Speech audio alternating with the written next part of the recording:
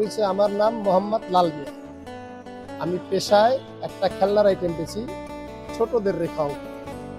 আর ছোটদের রেখা অঙ্কনের বাচ্চারা কলমটারে কিভাবে রাউন্ড করলে ডিজাইনগুলো, নকশা, চারুকারু কাজগুলো তৈরি হয়ে কমপ্লিট হয়ে বের হয়। এটা একটা বাচ্চাদের জন্য সুন্দর একটা বিনোদন। বাড়িতে ছোট্ট বাবু থাকলে প্যাকেটটা দিবে, কিভাবে আঁকাবে, কোন চাকা কতবার রাউন্ড করবে, এভাবে কিছু নিয়ম থিওরি দেওয়া আছে।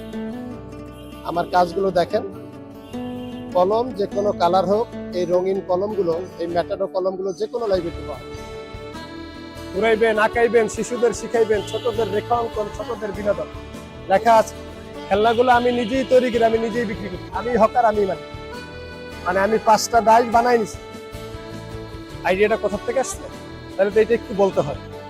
যেরকম আমি 90 সালে আমি মালয়েশিয়া লাইন দিয়েছিলাম, কিন্তু আমি যাইতে পারি না, আমার কপাল খারাপ। তারপর থেকে এই ব্যবসা ধরছি। এই ব্যবসার মেইন ওস্তাদ হয়েছে আমার শ্বশুর। সে নাই, জীবিত নেই, মারা গেছে। আমার শ্বশুর, তার কাছ থেকে আমি কাজটা শিখছি। আমার শ্বশুরের অরিজিনাল বাড়ি হয়েছে ইন্ডিয়া, সে এইখানে ঢাকা